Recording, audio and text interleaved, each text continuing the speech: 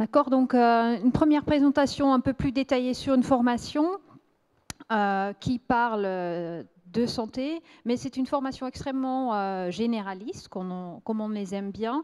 Donc effectivement, ingénieur santé, en y incluant l'environnement. Donc c'est une formation qui est toute récente.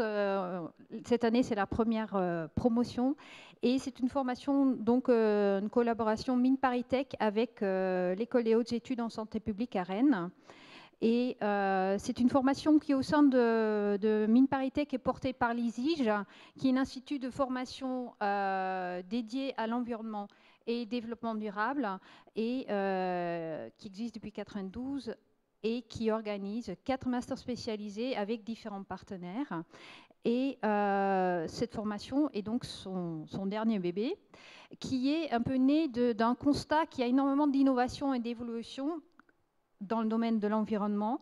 Par exemple, pour l'environnement, il y a tout ce qui est nanotechnologie qui permettent d'obtenir des allègements assez importants.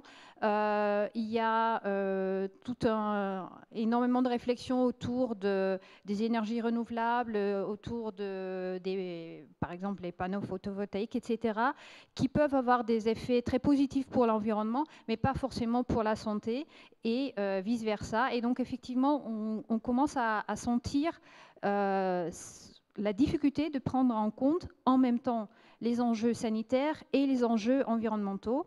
Et donc, pour pouvoir répondre à ça, il nous semblait important de former des personnes, donc après une formation déjà solide, soit d'ingénieur, soit dans un autre domaine, qui permet de prendre en compte les deux enjeux de manière conjointe, en quelque sorte.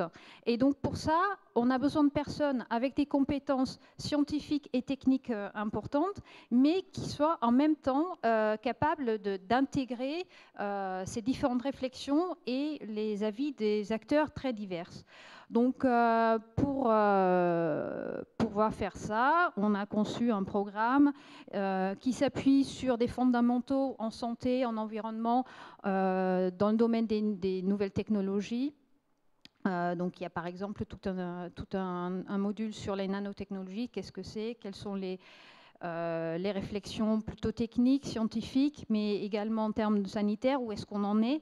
Qu'est-ce qu'on sait, qu'est-ce qu'on ne sait pas, comment on fait dans un environnement où on ne sait pas forcément tout. Donc il y a des outils qui sont spécifiques pour ces domaines-là, entre autres analyse multicritère, la biostatistique, la prise en compte de la prise de décision dans des environnements incertains, etc.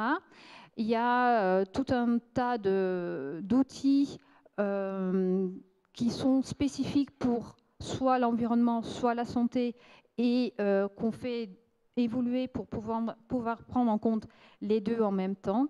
Et ce qui est très important dans une formation de cette nature-là, c'est d'avoir des profils très complémentaires au sein de la promotion.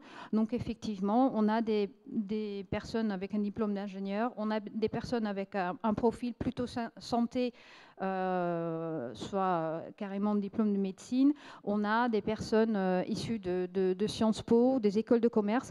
Et c'est très important d'avoir ces profils très divers.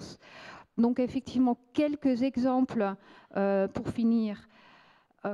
Comment cette formation répond à des demandes aussi bien des entreprises que des acteurs de territoire et des agences. Donc l'objectif de la formation, c'était de pouvoir répondre à ces différents types d'acteurs. Et donc, effectivement, on travaille par exemple avec Renault sur la qualité de l'air dans l'habitacle d'une voiture. On travaille avec Tribala sur la question de déchets, le recyclage de déchets, de réutilisation et tous les aspects environnementaux et sanitaires qui sont liés à ça.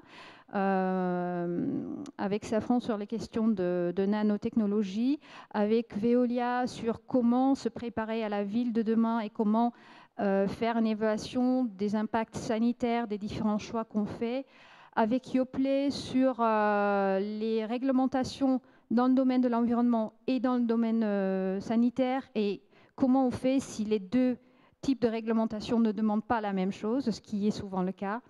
Avec les régions ou les villes sur l'évaluation du impact sanitaire au niveau territoire, avec l'ANSES sur la substitution de BPA par d'autres substances, est-ce que c'est vraiment mieux ou pas, avec le CNIT sur le recyclage de déchets et tous ces aspects-là. Et donc, effectivement, vous voyez que le panel est très très large et pour pouvoir traiter tout ça, on a besoin de personnes avec une ouverture large et avec des compétences techniques, scientifiques poussées. Merci.